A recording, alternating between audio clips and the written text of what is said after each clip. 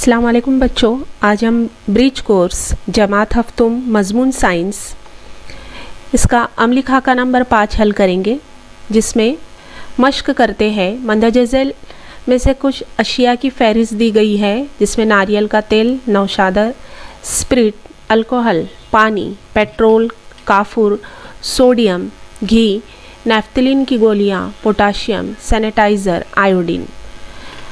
इनमें सवाल नंबर 1 है, मंदरज बाला में कौन सी शय सरमा में सुकड़ती है यानी मुंजमिद होती है, जिसमें है नारियल का तेल, घी, पानी।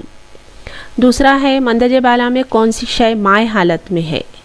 जवाब लिखेंगे नारियल का तेल, स्प्रिट, अल्कोहल, पेट्रोल और सैनिटाइज़र, ये माय हालत में है।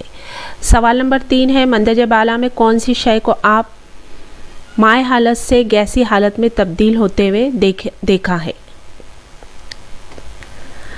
जवाब है स्प्रिट, अल्कोहल, पानी और सैनिटाइज़र। सवाल नंबर 4 है, मंदरज बाला में से कौन सी शय को आपने ठोस हालत से गैसी हालत में तब्दील होते देखा है।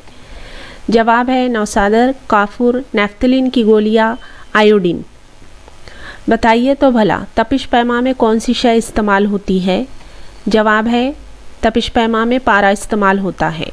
मादे की हालत में तब्दीली किस वजह से होती है। जवाब है मादे की हालत में तब्दीली तपिश या दर्जे हरारत बढ़ने या कम होने से होती है। मैं कौन हूँ, मुझे मखसूस शक्ल नहीं होती, मुझे मखसूस जसामत नहीं होती, बर्तन में अपने हजम के मसावी जगह घेरता हूँ। जवाब है माए। सवाल नंबर 2 है, मुझे मखसूस शक्ल होती है, किसी तरह भी रखे तो शक्ल तब्दील नहीं होती, हमवार सतह पर उन्हेले तो ढेर बनता है।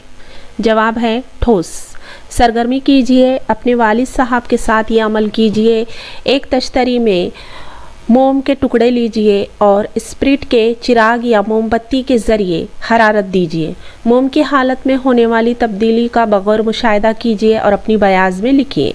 यहाँ पर इस चमचे में मोम की हालत में तब्दीली दिखाई दे रही है। हरारत पाने के बाद में ये मोम ठोस हालत से माय हालत में तब्दील हो गया।